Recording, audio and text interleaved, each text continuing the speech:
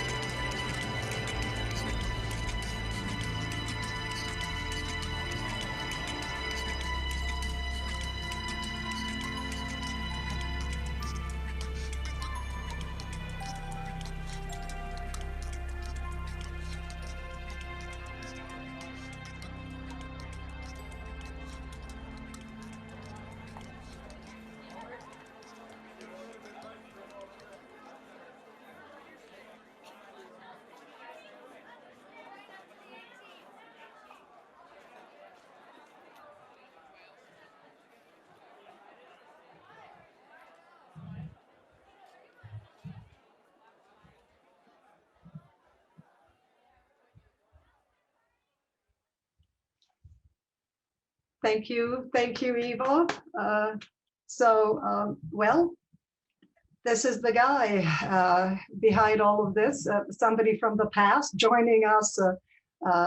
It's the ghost of Kazimir Malevich, who, we admitted into our session this morning. So Ivo, tell us about what inspired you, because there's a whole series that you created, and these are, of course, Malevich work. So tell us a little bit about your inspiration for the short movie, and what drew you to Malevich for this particular piece. I've been always interested in early Russian constructivist and suprematic art. And that's why I thought recently that I would do a series of homages to these guys that I've always admired. And as a matter of fact, let me run here very quickly in the background the slightly suprematic series as images. So we are all aware of how Russian art developed in the early 20th century, and it turned abstract art into pure abstract art into mainstream art. So my interest was to not only create something which will revert to that period with a twist and looking at through a contemporary lens, but also, as I said earlier, try to bridge the gap between spatial and temporal arts, which has been an interest of mine for years, since I do a little bit of music and do a little bit of film and stuff like that. So the idea came with an earlier attempt from a different series to get the time lapse running onto a specific music beat. And time lapses have been done with the ears, and people have been attempting to film the making of art at different points of time. For instance, Sacha Guitry filmed Auguste Renoir painting in around 1915 or so, which could be found online on YouTube. Then Jackson Pollock was filmed painting on top of a glass surface that was filmed by Hans Namath in 1951. Then there was this pretty interesting French attempt, Le Mystère Picasso, by Henri-Georges Clouzot, nothing to do, I guess, with the Pink Panther movies, who implied stop action and time lapse with the means of the day. It's really funny because they were running out of tape, and they were hurrying up Picasso paint castling to get it on film and stuff like that. So they created, they pretty much filmed the creation of a piece of art from the front and the back. So nowadays, working digitally, it's much easier, of course, to get a time lapse running, and these things are fortunately 4K. So Slightly Suprematic is produced in 4K and gives a pretty decent quality output. So the other inspiration behind the short is Mr. Louis Schwartzberg, who is pretty much the godfather of time lapse and time lapse span and all that, and his really famous saying. So what do you need to film in the tropics? A couple of t-shirts, a pair of sandals, and a few $100,000 worth of equipment. So without a few $100,000 worth of equipment, one can actually do what was inspired by his series Moving Art, which is running on Netflix, by the way, beautifully shot and everything else. I thought to myself, well, let's try to make a true moving art, which is pretty much the art creation from start to beginning, and then try to time it, make it watchable, make it enjoyable, and create an entertaining temporal piece of art. I do run a concept for quite some time called Art Space Continuum, which is perhaps a fuzzy theory, obviously referring to the physics time-space continuum or space-time continuum. But it pretty much talks about the overlap of art and life in all aspects. And this is, let's say, one example. For instance, with us being art and architecture collaborative, we are a professional architectural firm, and we do architecture as art, as applied art. So going back to the movie, it was interesting to get together such an approach and try to create a short piece, which is, of course, experimental, but the making of art becomes the narrative, and then the music is kind of the narrator. So it's more of an abstract ballet or an abstract color dance, if you will, which delves into how do you actually put together this thing or the next one, or anything that would be deemed as a relatively decent piece of art, I would say. So with this in mind, I got to rework an older music piece and actually do some timing in between the film and the music, and try to emphasize different points of the composition and how elements of that get together, and get out something which I hope is a relative joy to watch. Yes, it is. Thank you. So tell us, you've been working. Have you been continuing this series or exploring some other, experimenting with other forms? Yes, I mean, we can possibly look up these guys here, which are called compositions and homages, and these pieces are again dedicated to Malevich, Miro, Clay, and Kandinsky.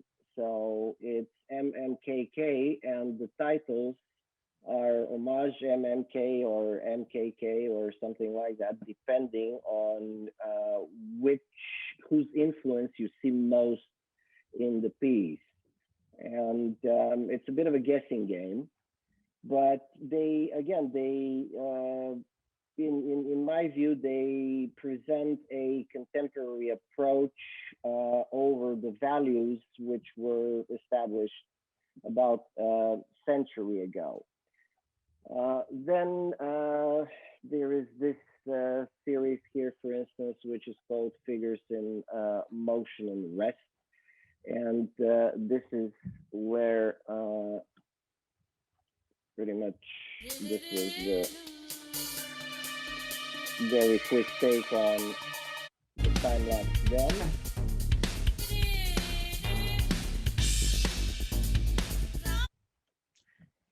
I think that we should stop here so that that's a lot of images and a lot of stuff. Yeah. So, but I thought we could just make a quick journey through what you are exploring through your work.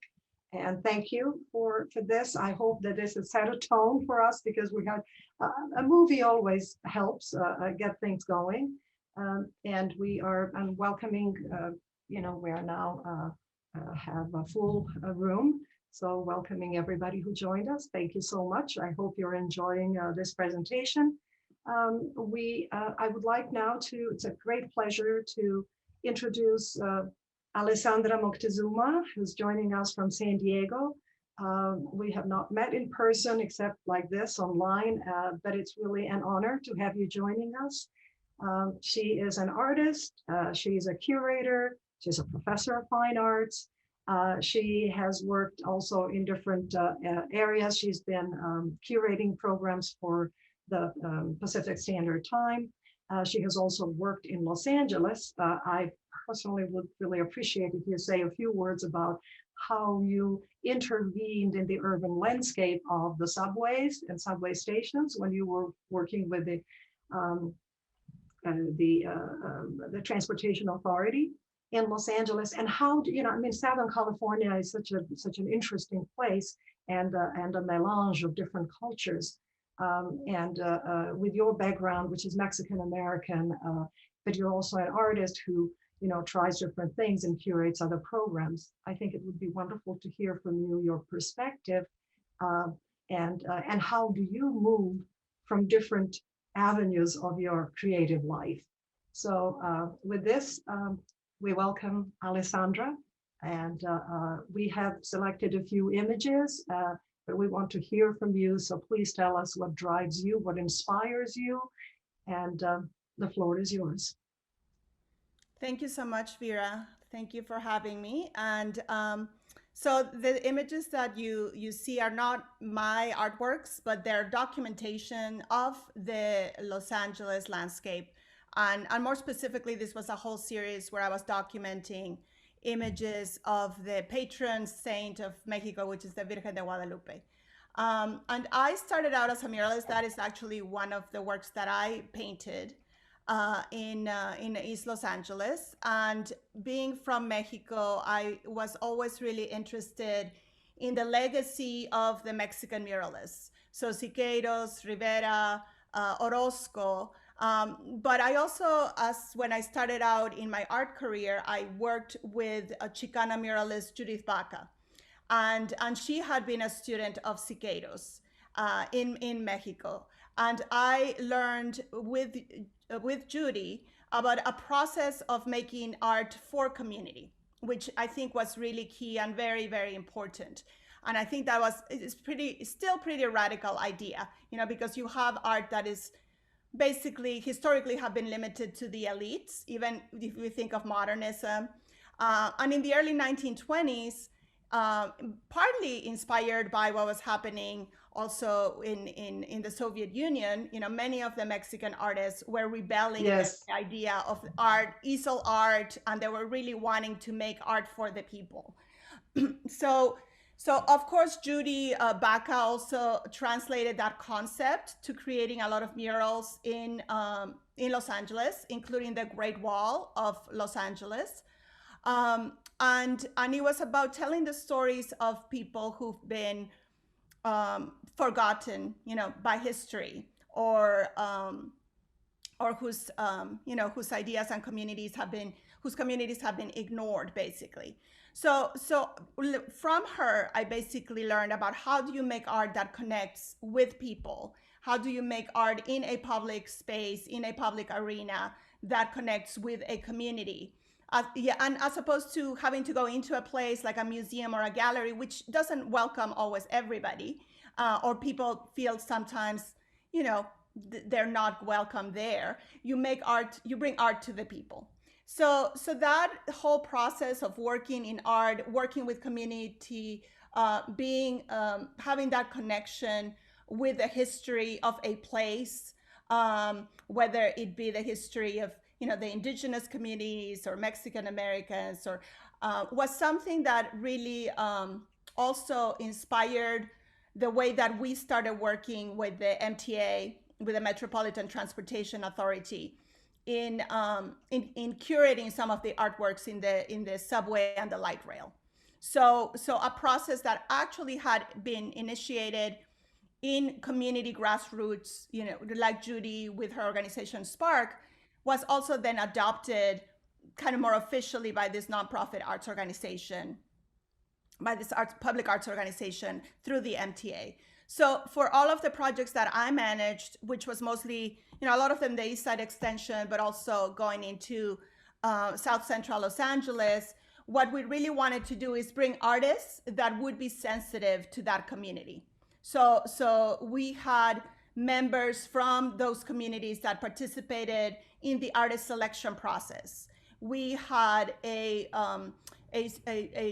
narrative history of that community that was provided to the artists so that they could tap into not only the official well-known histories, but also those hidden histories of those communities.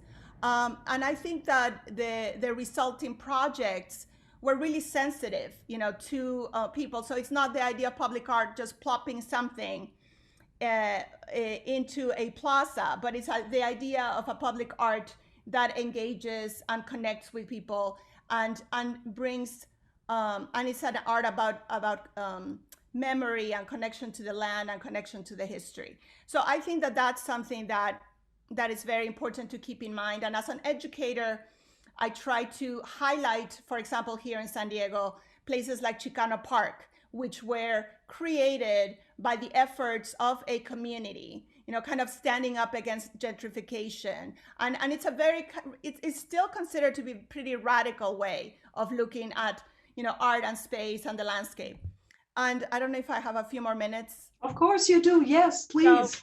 So the other thing that I also wanted to highlight is that people or also communities create art all the time. It's not just the artist as the one that is the agent of change, but also people, regular folks, are also contributing to, in the very least, in the cultural landscape, in what we see around the city, in giving a character to that neighborhood or to that area.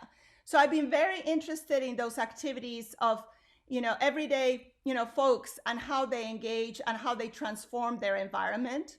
And that's some of the images that you saw of those Virgen de Guadalupe murals. These were not maybe trained artists. These were sign painters or, somebody in the neighborhood that just did this mural in a store, in a small store, in a tiendita.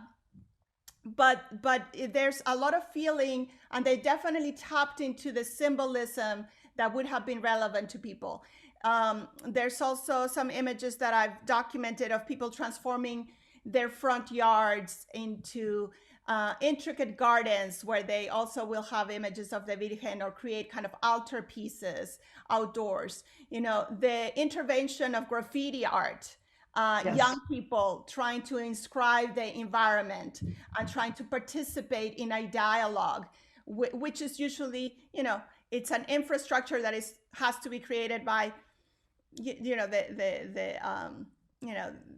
the big organizations, the public organizations that have the means to do this. But it's a way that these young people engage with that environment and try to make it their own. So I'm really interested in everybody's contributions to how we see things and how they shape our environment and what we have around us. So that's, in a nutshell. And then I've shown a little bit more personal works here, and those are a little bit separate maybe from this. They're more geared towards ideas of being a woman in a patriarchal society, and there's also surreal elements, because my father was a filmmaker, and so a lot of his work was based in surreal kind of fantasy works, and that's more of a personal interest of mine. So some of the artworks that you see have some elements that really try to document and my feelings and my ideas of personas that represent different feminine icons, whether it be the mother or, here I am with, I basically drew myself just quickly on sketchbooks holding kitchen implements that become kind of weapons. And so it's, it's a little bit different in terms of the topic we're dealing with, but the way that I installed them, thinking about space and multiple perspectives, incorporated into this is something that I also gravitate towards. So that's in a nutshell. Wonderful, thank you. I have a couple of questions. One question is, we have a person in the room who has a few years ago worked on preservation of a mural here in Los Angeles. Which was in Inglewood, and that was like a huge project, multi-year project, because they were relocating and so forth. So we just recently talked about it. And so I was interested in, do you see, is there an organized effort in our communities to preserve the murals, especially the historical murals? And is there a commitment from the powers that be that have the money for those projects to do them? Do you see any of that happening? Because it's so emblematic for our communities. That's one of the things that everybody notices in LA when you just walk around, and they are milestones, and they are so diverse, and some are so bold. So do you see any organized effort, or have you participated in those, and what does it take these days to preserve those works of art? Yes, that is always a big challenge, I think, for public art, and especially for community art, which a lot of times is not considered to be high art. So that's one of the struggles, that is not always validated as being of value. I think that there are definitely efforts. So in Los Angeles, there's a mural conservancy, which documents and protects and tries to preserve some of the murals. For example, this mural that I painted in 1998 was graffitied, was tagged, it wasn't that bad, on a corner, but the Mural Conservancy noticed it, somebody reported it, and they came back and they cleaned it up, which was really nice, because by the time you start seeing a mural getting damaged, and you don't take care of it, then that can happen. But the worst is when murals get completely whitewashed or destroyed. Sometimes, sadly, even by accidents. This happened with Judy Baca's mural on the freeway in Los Angeles, and and it was actually covered up completely by Caltrans. And so even a well-known muralist, actually a series of murals that were painted, commissioned by the city for the 1984 Olympics, they even got destroyed by human error or accident.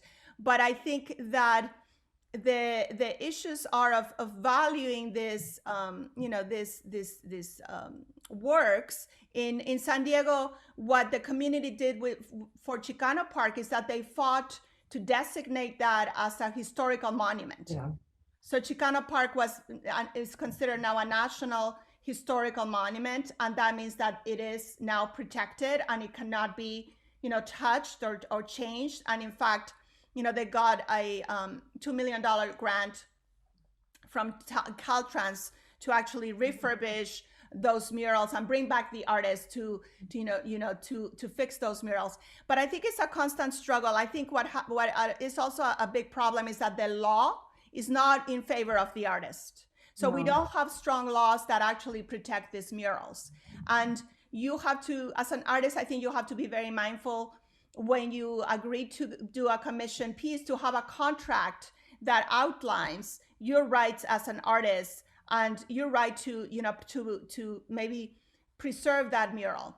Another way around this, which is something that I'm curating a retrospective of Judith Baca for the Museum of Latin American Art. I'm really excited. She's invited me to curate this with Gabriela Urtiaga, who's the curator, chief curator at MOLA. And one of the things that Judy has been working on, which Cicados would have loved, because Cicados was always about coming up with the most recent technology to support art making. So what she's been doing in recent years is that she's created murals digitally that can be then printed at a large scale.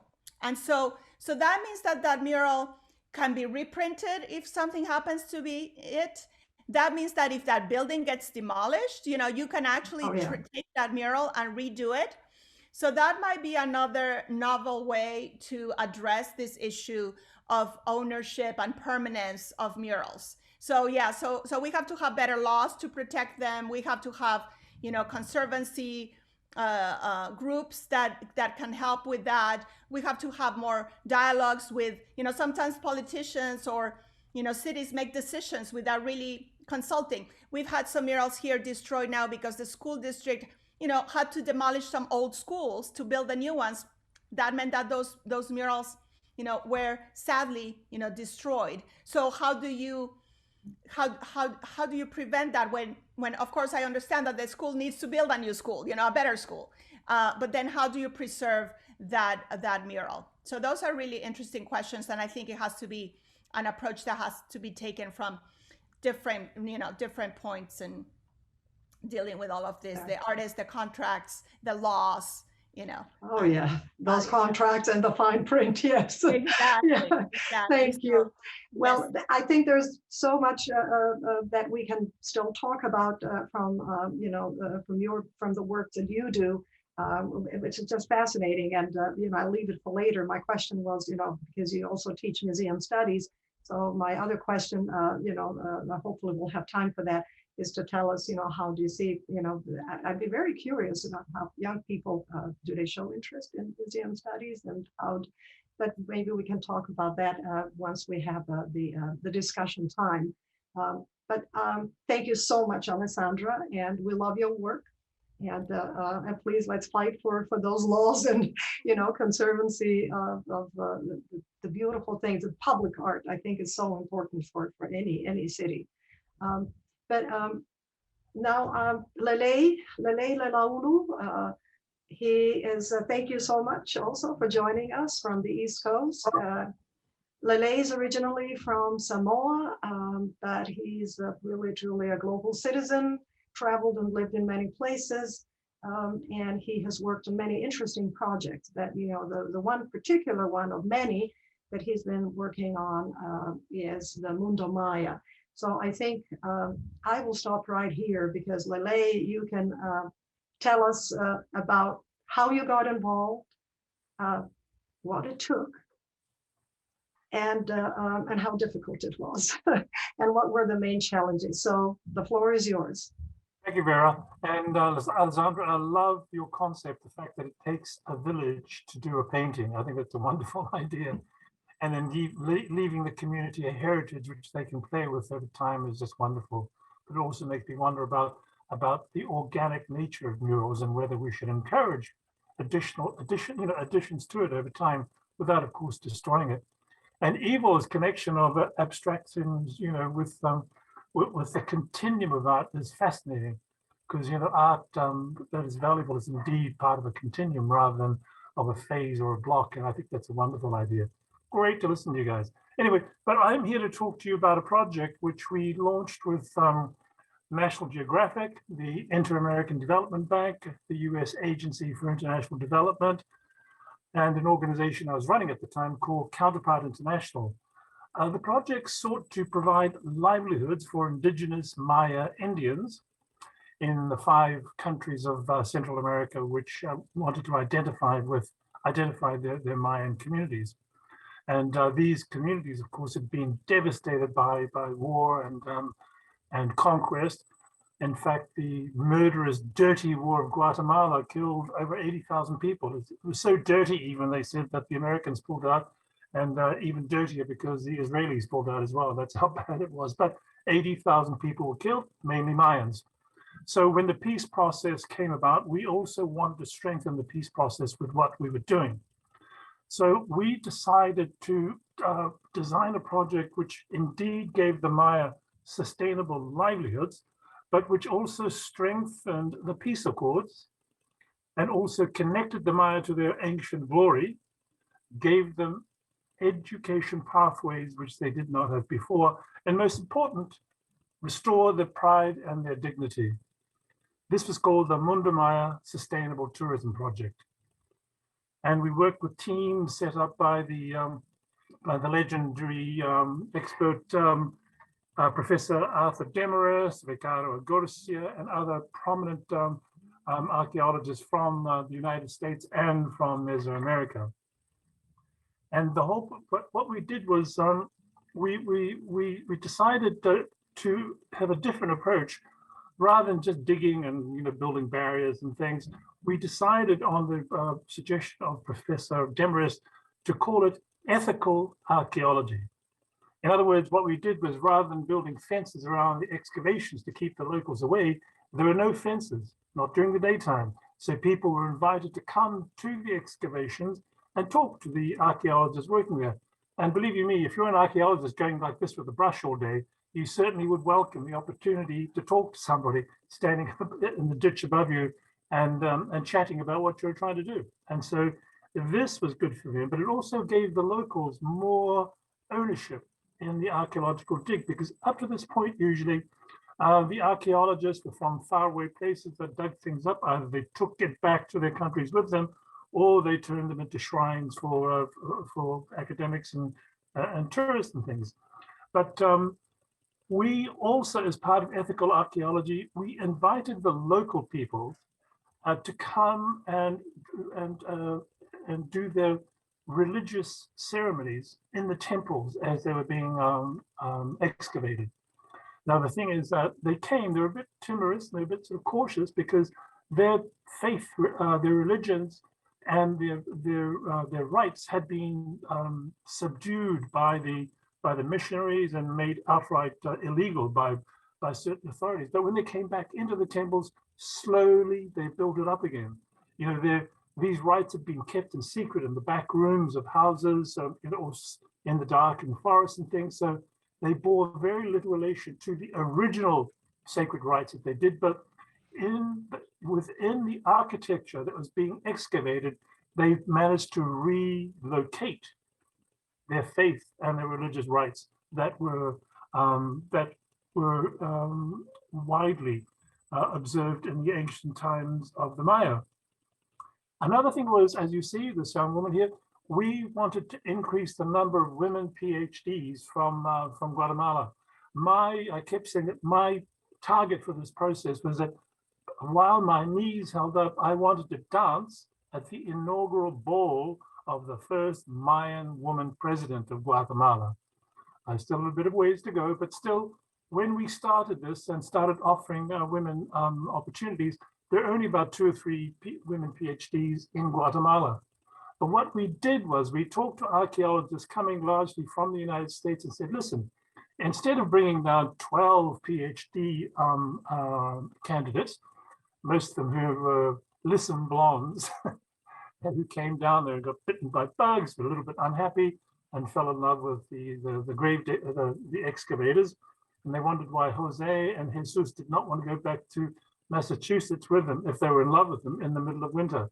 So we said that instead of bringing down 12, East Coasters, bring down 4, and you recruit 8 Mayan women to work on the excavations with you. And furthermore, you teach them what you're doing, give them an academic background, backbone, so they could use what they're learning here with you to advance 2 PhD degrees. We managed to get some universities to waive the English qualification so they could defend their dissertations in Spanish. So what happened was that then we started to produce more and more women PhDs, which is great.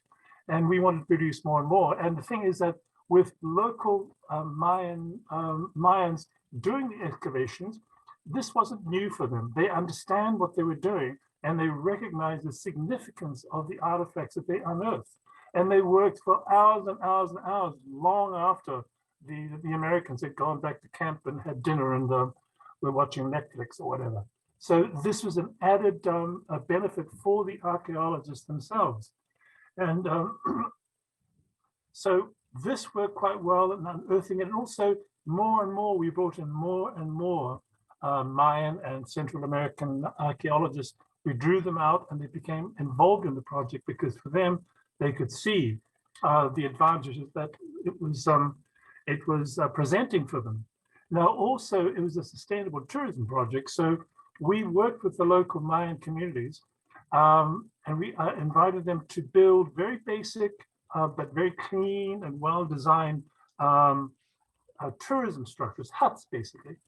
And what we wanted to do was we wanted to move a lot of these Maya farmers away from growing maize. If you if you know what maize is like, it's a back-breaking job with very little return.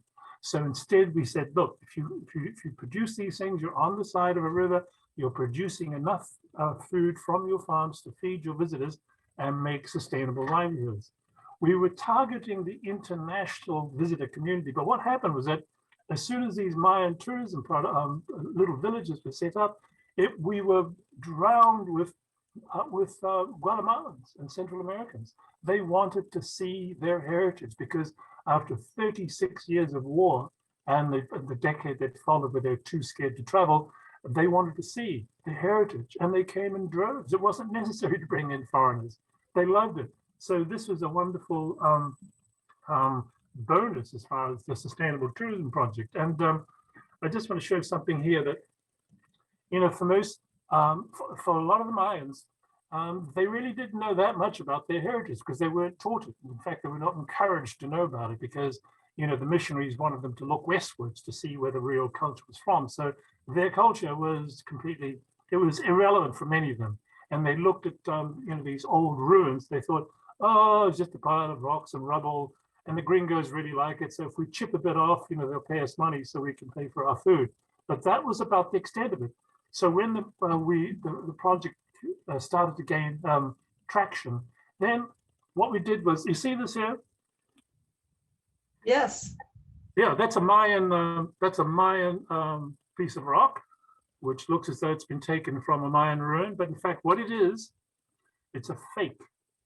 We actually saw that the tourists were paying a lot of money for real stuff, but by chipping things off tombs and pyramids, it was destroying the structure. So what we did was we taught the local Mayans how to make fake artifacts like this.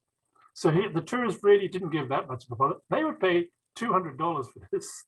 And so our local Mayans, they were making all these fakes all the time and selling them. And they were telling the tourists, they say, hey, it's a fake, it's not real. And the tourists would say, who cares? My next door neighbors would never know. And I'm trying to impress them. And it looks great.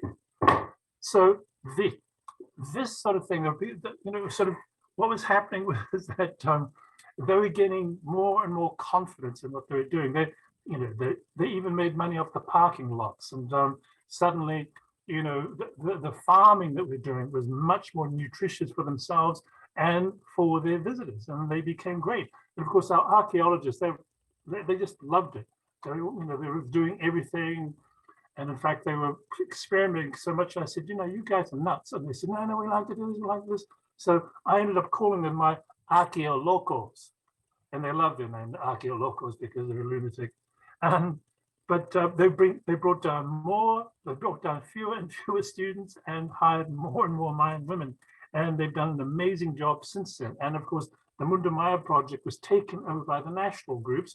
So you had Ricardo Agurcia, a fantastic archaeologist from Honduras. He built up Copan, one of the most significant Mayan sites, and he built that up amazingly, and he's done incredibly well there, and lots of other Central American archaeologists. But the thing is also is that they're getting really smart because these people, they're digging up their heritage, and what they're doing is that they're learning from the architecture and the art of their ancestors how they could actually move forward as well. So by looking at the past, they were getting keys as to how to use their heritage to build better lives for themselves now and for the future. So this is how art, architecture, and archaeology for me merge with development and anti-poverty program. And don't forget that, as a development entrepreneur, I've always thought that tourism is amazing because it's the largest and fastest growing industry in the world. But for me, it's the largest voluntary transfer of resources from the haves to the have-nots of the world. Voluntary.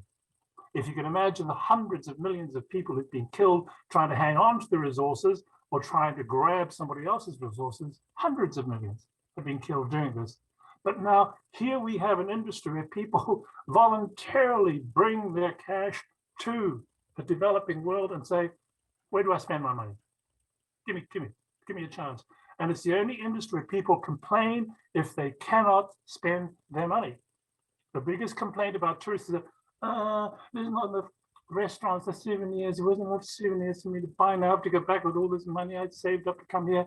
What other industry does that? So this is a classic anti-poverty tool. I think it's the most potent anti-poverty tool out there, which is why I wanted it instilled into the development of the Mundo Maya project. But I think what I'll do is I'll stop there because I think we can take questions later. But the point is that this project, by combining sustainable tourism with art and architecture, it gave modern Maya a window into their magnificent cultural heritage, one of the greatest on earth, and it gave them chances to make money through highlighting the culture. And it spared them from the back-breaking work farming maize, and it gave them opportunities to advance their education, and it restored their pride and their dignity. Well, one other aspect of ethical architecture I forgot to mention is that Richard Hansen, who's the great archaeologist handling the Miramar excavations in the north, they've discovered, hundreds, if not thousands, of huge pyramids and structures under the ground in the Miramar project. But what he said is that look, we need to combine science, art, architecture, archaeology. He said, we are not going to uncover these because our science is not good enough yet. We're going to leave this covered until the science and the technology of our cultures, the Western cultures, is good enough to do justice in uncovering these magnificent treasures of the past. Yeah, I thank you. That's a great note to stop because I'm sure there will be other questions. And I think all of us have read about these discoveries and what lies underneath the jungle. It's just who knows? It will be interesting to see what happens in the future. But I remember that I read about that some archaeological sites from the past that have been exposed to the elements.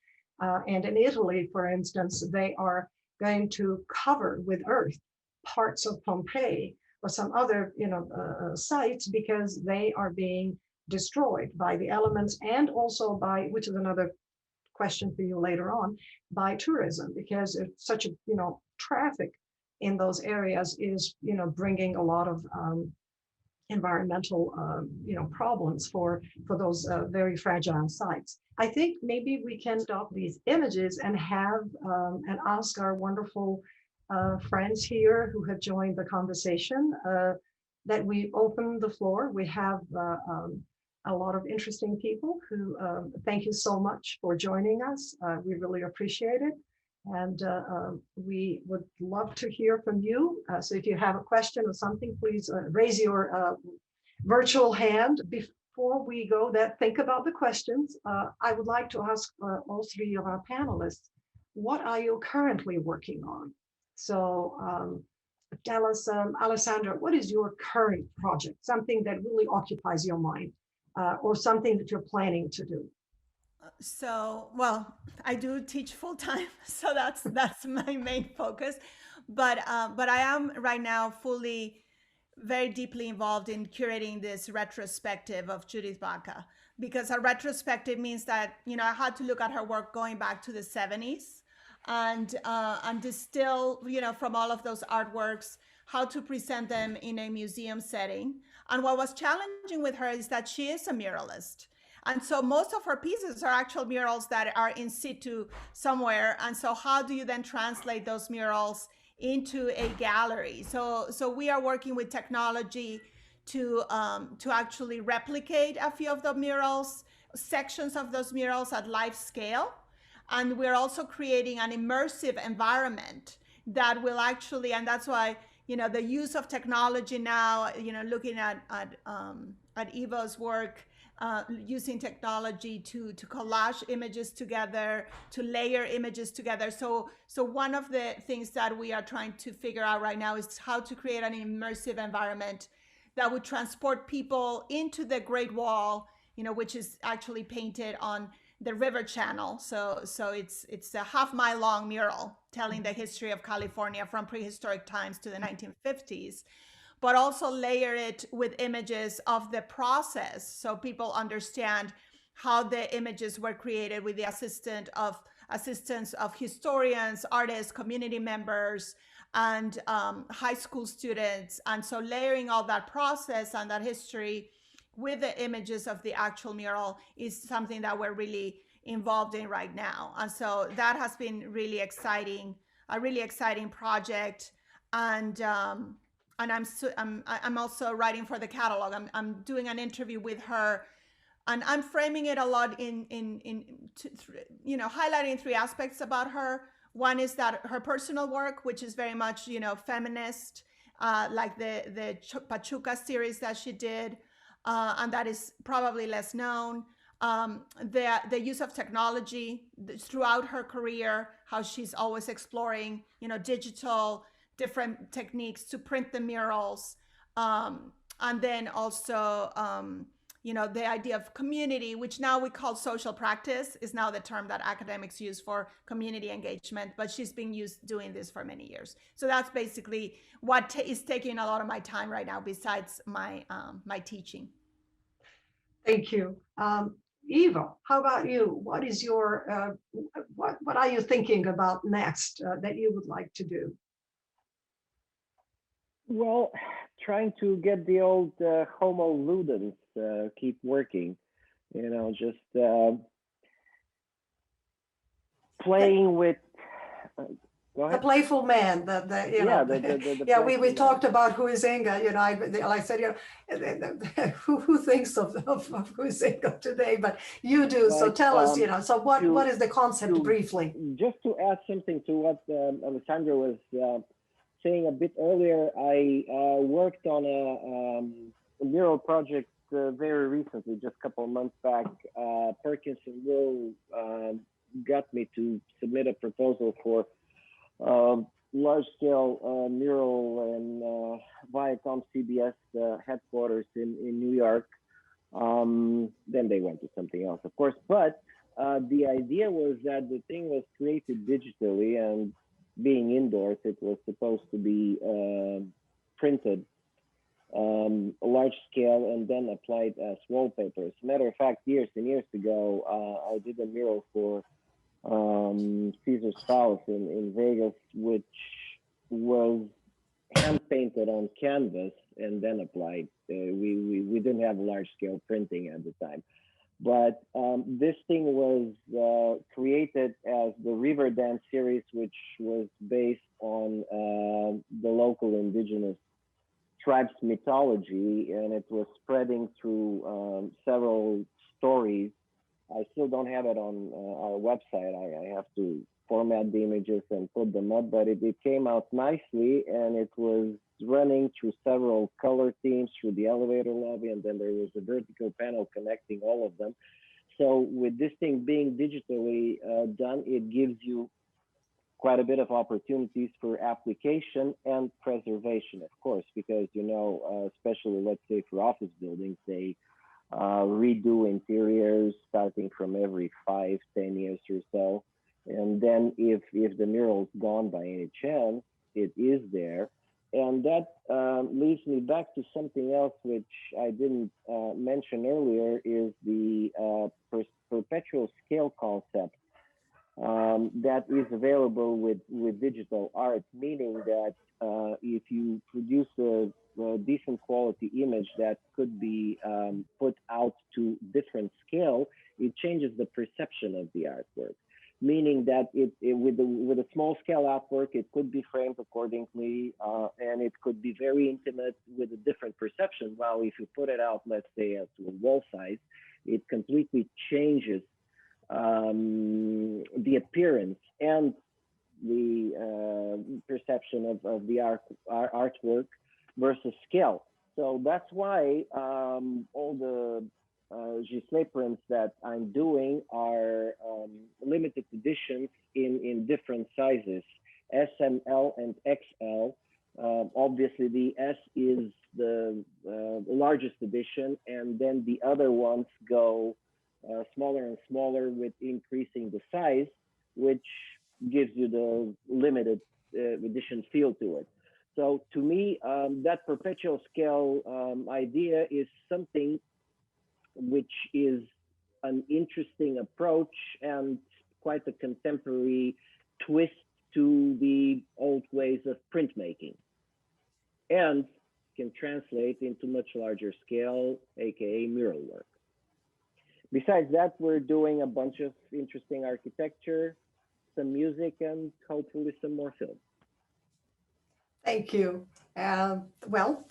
So I'm personally interested. I can see a year from now, we're going to have a discussion about the playful man, the Homo ludens. That will be, so we have a year to plan on that and reconvene our wonderful panelists. Lelei, what are you plotting right now? Well, I'm looking at the Venice Biennale, and a certain aspect of it which hasn't been very much highlighted. And the fact is that an artist from my country, Samoa, Yuki Kihara, will be representing New Zealand at the next Venice Biennale. So she is very big on sort of highlighting the importance and the linkages between indigenous art and modern art, current art. And so I'll be working with Yuki to set up a series of symposia in Venice over perhaps a week or so, looking at the linkages between Pacific art and modern art. For example, the linkages between, Samoan and mainly Tahitian art and Papua New Guinea art and Matisse and Picasso maybe, and look at the Polynesian influence on Matisse and others, the major recognizable artists of the world. And this will be the topics of a series of symposia in Venice at the Biennale. And I want this to move onwards from there to discuss the wider and much more controversial issue of artistic reparations. I mean, I'm not one of those that proposes that art be taken out of museums and put back in their original location. I think everyone, as many people as possible, should appreciate the brilliance of such art. But what I'm saying is that perhaps we should be looking at the possibility of perhaps the galleries and museums which display this art, perhaps they should put aside a couple of pennies to support the art in the countries of origin. So that sort of, I mean, artistic reparation sounds very big and very fancy, but all I'm looking at is the possibility of small little bits of entrance fees of museums which charge entrance fees to go to the artists that they're, or to the communities from where the artists they're displaying there were inspired by. So that's one little thing. And then also I'm looking at representation of Pacific Islands at the Expo, the huge Expo 2020 in Dubai, because this is where art, science, and architecture are going to be fused, and probably its most extravagant exposition in many, many years. So I'm looking at how this can be used for the issues which small island states are interested in, how they can project themselves onto the global stage through this marriage of art, science, and architecture. So those two things, those are the two things which keep me busy that affect art and architecture. I have a question for you, specifically regarding the Pacific Islands. We read about a lot about how the climate change is affecting, the existence of people there and the very places that they call home, their ancestral homes. And can you just tell us a little bit, because I think that's an interesting aspect to a lot of places, but in particular to the islands that are endangered as far as we can tell, I think, from the effects of the climate change and the rising sea levels, and also the contamination of the seas of this little planet. Yeah, that's a good point. I think people don't realize that at the Rio UN Conference on Environment and Development, so-called Rio Earth Summit in '92, the Alliance of Small Island States, some 44 island countries, they pushed for an item to be included on the agenda against enormous opposition from mainly most of the big countries on the planet. But after a lot of highly effective strategizing, blackmail, and just diplomatic pressure, they got this item on the agenda, and it was called climate change. That was the first time climate change was added onto the global agenda, and it stayed there ever since. And the Pacific Islands, well, the islands of Pacific, Caribbean, and Indian Ocean, they pushed it so hard because they recognized the dangers to themselves and to the rest of the planet. And still to this day, small island states contribute the least to climate changing emissions, but they suffer the most through rising sea levels, pollution, and also fish. I mean, these small islands are the actual stewards of the largest body of water on the planet. So we're looking at ways of ensuring that, yes, we could have marine protected areas, we could have conservation areas, but don't forget the small island and say, that's fine. We're making the seas safe and clean for you foreigners to come in and enjoy. But what about us islanders? What do we get out of it? You're polluting your countries and your waters. You're coming to the clean waters here. What's in it for us? So I'm looking at ways to answer that question in a way which still motivates small islanders into being stewards of the largest body of water on the planet, which has the most valuable source of protein and fish on the planet, and looking after this global good, while also at the same time trying to build up resources for themselves locally. Thank you.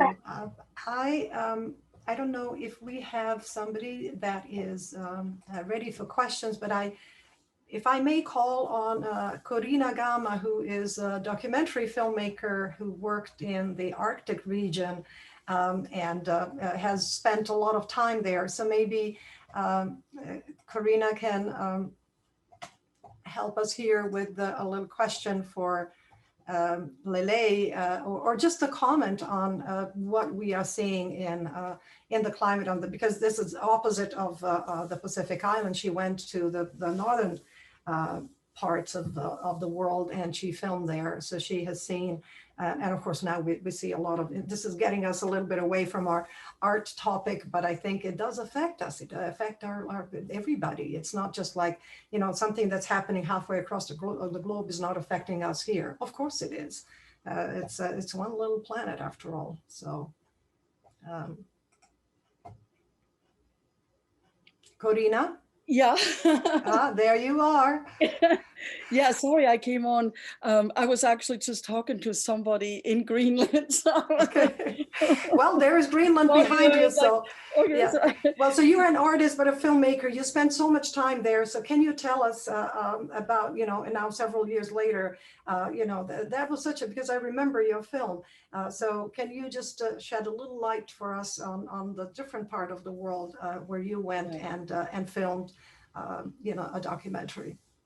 Yeah, well, I mean, how critical it really is the example of that one of the main protagonists in my film actually last August fell into a crevasse and basically vanished, which was a huge tragedy in a place where there were never any crevasses before. So that says everything, basically, how fast the Greenland ice sheet is melting, and it's also becoming for the local people much more dangerous to move around during certain times of the year.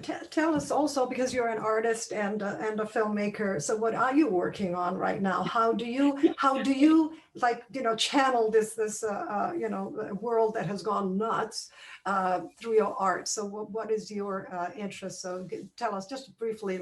I want to take the idea of time into the images and see what I can do. So you're going back to the same place to do your next. I have enough material. I mean, yes, I would love to go back, but okay. So well, that's curating your own material. Well, it's not a small challenge. So Deidre has a question. Yes. For instance, for the murals, because I was the one who helped preserve the mural down in Inglewood. And our process there was very much of uncovering what had been covered by graffiti and an auto accident and, you know, people coming in with a sledgehammer once. And I mean, it was terrible. This was a WPA mural from the 1940s that was preserved. And, you know, it was an uncovering and a strengthening of the background and, you know, the new support wall and all of that. That's unlayering rather than layering. And I'm just wondering if there are mural situations in which an artist would paint something and then, you know, later, at any time later, come in and say, no, I really prefer this. And they add or they change. I mean, I don't know that Judy Baca ever did that, but it would be very interesting if she did, and if so, why?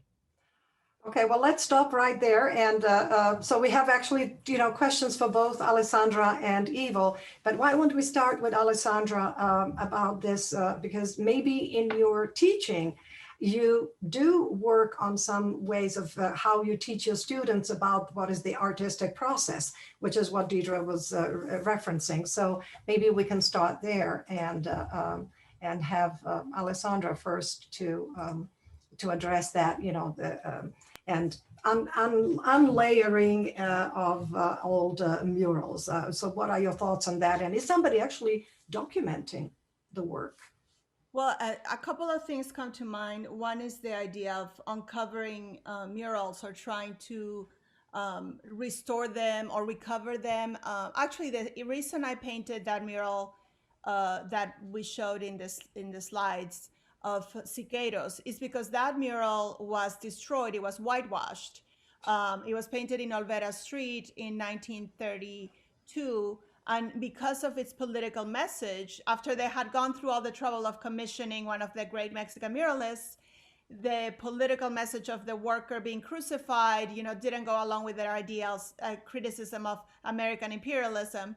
So they actually, the people who commissioned it actually covered it up with white paint. And in the 1970s, art historian Shifra Goldman, who was focused on Chicano, was the first one to really write about Chicano art and also was interested in Mexican art. She organized a group of artists to bring cicados back to Los Angeles to repaint that mural. And they were trying to get all the funding together, and he died, you know, before that was possible. But in the 1990s, the Getty took it as a project to try to remove the white paint that covered the original mural. And they were able to do it. And right now they've actually created a museum there around it. But when they uncovered the paint, you know, what was left was a very faded image of the mural. So that's why Eva Cockcroft and I decided to just repaint it somewhere else.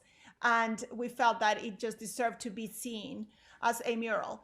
And I think the Getty, what they had done is that, and I think Judy actually did a project with them, but they actually did a projection of the mural on top of the faded image. Here in Chicano Park, and I was trying to see if I could find the image, but I might not have time. There was a mural that was painted by one of the artists in the I think it was in the 80s, the early 80s, of a woman, you know, on the pillar, and he was very abstracted, stylized woman that was about indigenous culture, but it was like a white outline. And then people in the community didn't like it because they thought it was a white woman.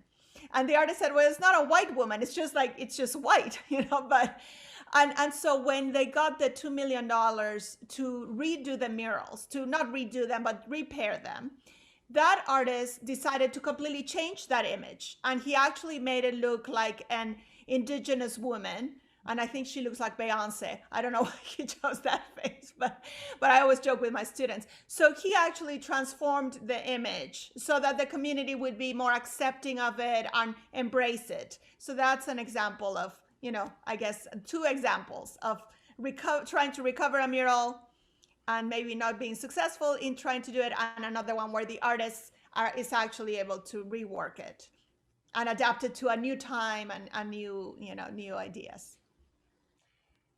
Thank you. So, well, that's I think that just the topic of murals alone, we could go on and on and on, and because especially for us who live here, because we live with that. It's such a beautiful part of of our visual lives in Southern California. But Ivo, can you just briefly, please, Sure. just say about whether you ever did or plan to do a presentation where you would just show actually the artistic process, just briefly, because we are running out of time.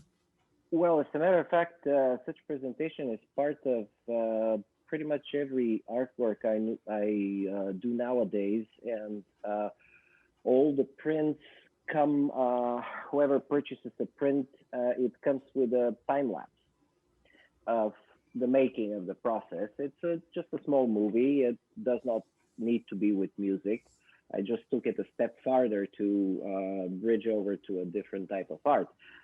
It depends on your hardware. I usually use an iPad to draw stuff with Procreate, and I can record 4K time lapses. It's quite interesting because when you physically draw, you have an impression of what you're doing, but it kind of comes in the background. Then you end up with an art piece, and looking at your own art, you discover stuff about yourself. Looking at the full time lapse of it, it gives you a bit more depth and perspective because you see the actual process of how you do it. You can stop it, you can go back, you can run it backwards if you want. And of course, having a digital artwork, you can combine layers, you can take out stuff, you can come back later on, change it. It gives you pretty much an infinite array of possibilities. And to me, that's the essence of our time. You just have more options, and it lets you be more creative. Similarly with murals, if you work on a mural digitally, usually, I mean, even if you work physically on a mural, you do have some kind of sketch. It doesn't have to be very, very precise. But if you end up producing the mural digitally, and it's either there are 3D printers which could paint on a wall, pretty much, but you can apply it indoors as wallpaper. So you can come back, change imagery, reapply it. It's not a very expensive process at all. Thank you. I am going to see if we can have any other questions from our audience or comments, final words from our panelists before we wrap. Go ahead. Hold on. Let me just, yes, let me spotlight you here. Okay, so we have another filmmaker. Atil, unmute yourself and speak. Okay, can you guys hear me? Yes, yes, you're there, Right. center stage. Well, first of all, thank you for inviting me this morning.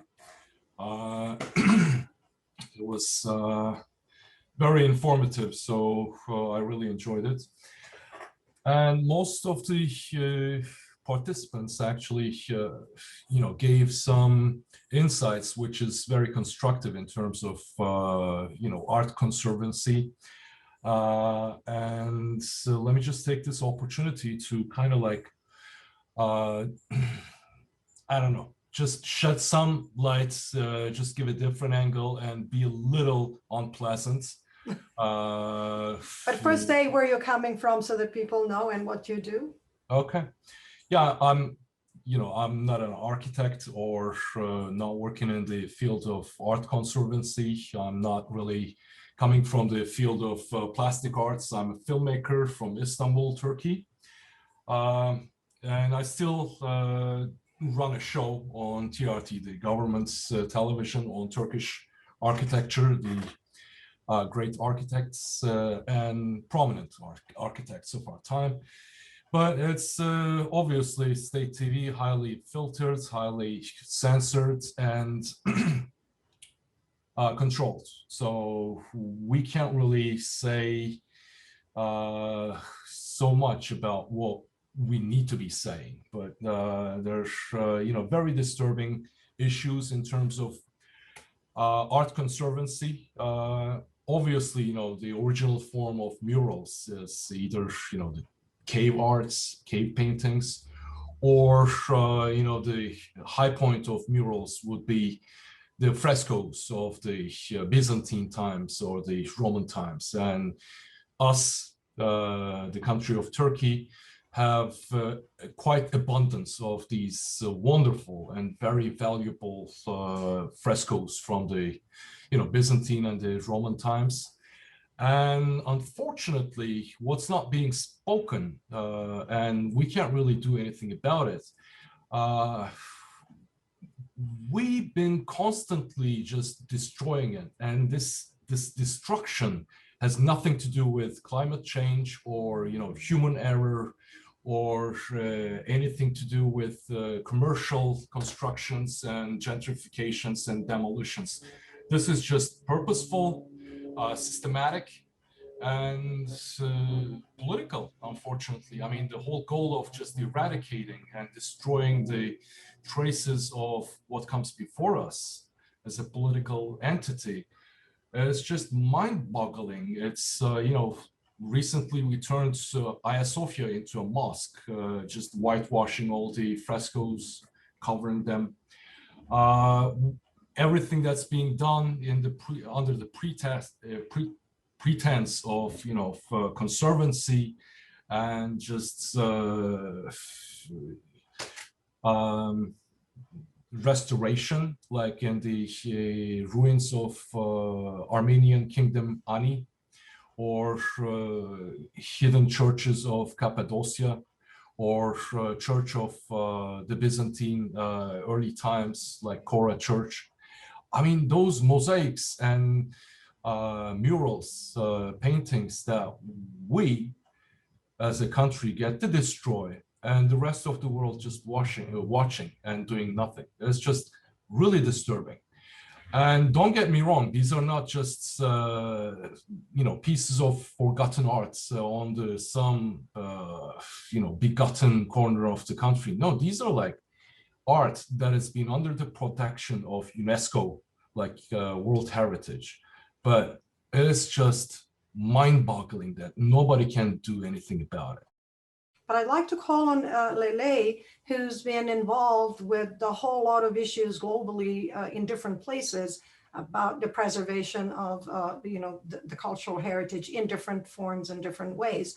So Lelei, I'm putting you on the spot, but I'd like your comment on this, like really quickly. You know, as a resident statesman here, you know, in this conversation, how would you, you know, how would you comment on this, please? And thank you, Atil. Let me just put the spotlight on Lelei. Well, Atil is correct, because the thing is that, you know, any insecure administration, if you like, if they're insecure about the past, they will try to destroy it. That's like we've seen something similar in Washington, D.C., where a certain person tried to destroy the heritage or the legacy of a president before him. You know, Trump tried to destroy everything that Obama did, and on and on and on down history. I mean, history is just redolent with everybody's, with attempts by the powerful to rewrite and to revise the history into the images that they want to project. So it's a difficult thing, but also the thing is that they're never efficient enough to destroy everything. So there are always remnants, sometimes stronger than others, which point to the aspirations of the civilizations that went before them, which is why archaeology is so important. And also, this is what art does as well, because, you know, art, in a sense, as you know, especially the avant-garde, as Saint-Simon Rodriguez said when he actually invented the term avant-garde, he said that essentially we're looking at it with the artist, the scientist, and the industrialist combined for social change. Now, the thing is that combining these assets, we can look into the past and find out where they went wrong and where we could go right if we had the political will to do these things. We can't do much about the act of destruction, but we can try to do more about the act of excavating the remnants from the destruction. So in a sense, you know, looking forward, which is what the avant-garde is trying to do, is important. I think that, we should also look backwards. I think what we need is an arrière-garde, if you like, in French, a rear guard, to look at what was there and try to protect it before it disappears as well. So otherwise, there are no easy answers. And, Turkey, such a rich, fabulous trove of treasure. It's a pity that they keep destroying things, but it has so much that there are ways of connecting what has been destroyed to what actually exists, to give you an idea of the glories that used to exist there. Thank you. Alessandra, how much actually does get preserved and how much get, just to make a quick parallel with movies, 90% of movies made, the silent era are lost forever. So the preservation goes across different art disciplines. What is your long look at history of cultural heritage and preservation? Well, I think that people are becoming more and more aware of the importance of preserving, and sometimes things that we don't think are historical artifacts. There was just been an effort right now here with the Balboa Park Conservancy. Balboa Park is our major center for museums here, to preserve the signs that the protesters brought for the George Floyd, Black Lives Matter movement, because they feel that, we usually think of preserving, sometimes we think of preserving more like precious or higher or artifacts, but these young curators and younger directors of these institutions were saying, we also have to preserve these signs, these ephemeral signs that people just brought out that day, as also an important part of the history. So what I've seen, and of course, I'm not in a major art city, I'm not in Los Angeles, but what I see even in the smaller scale of San Diego is a bigger effort for organizations, museums, sometimes some very small museums, to focus on an aspect of a community or a history and try to preserve that history. So for example, here we have a Chinese American Historical Society. We have the African-American Museum. And so I think that as we bring a more diverse group of people into the museum field, people who are not just, museum field used to be pretty much kind of white, elite male. And now you're seeing much more diverse. My students in my museum studies program are, 30% or 40% Latino. You have students who are Asian, African-American, Pacific Islander.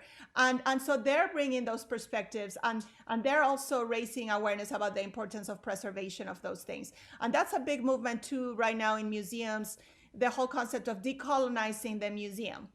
And our anthropology museum just changed its name from being the Museum of Man to being the Museum of Us.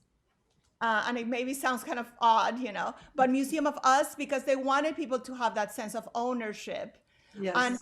And rather than just focusing also on, the canon of anthropology, pre-Columbian, the great civilizations, they're now reaching out to the Kumeyaay, who are, the indigenous group here in Southern California, and they're helping, also working with them to preserve the history of the Kumeyaay, and that's really wonderful. And they're not repatriating all of the artifacts, because sometimes they've asked they tried to repatriate, I think, some artifacts back to Africa, and they said, we want you guys to preserve them. We just want you guys to preserve them properly, and we want you to tell the history properly, not from like a colonial imperialist standpoint, right, but giving voice to the people. So I think those are some of the things, the changes that I'm seeing in the museum field that are happening right now, and it's really encouraging. And the young people,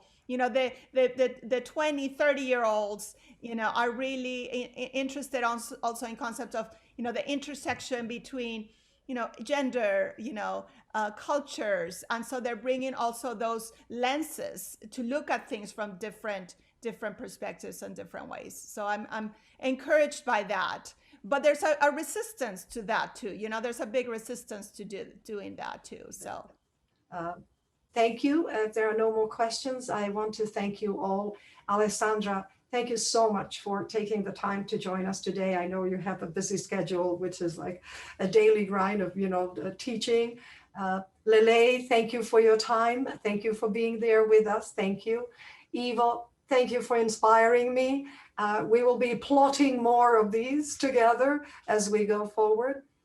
Thank you to our the participants. Thank you, Deidre and Corina and Atil and everyone else, Elizabeth and Milan, who joined us. We hope to see you again soon. Please stay tuned. Sign up for the SEEfest, the newsletter, because we share information about events like these, and we invite you to be part of the conversation, that we build this together, because we really, that's the best way to do things, is to do it together with other people. So thank you very much, and have a wonderful weekend. Thank you.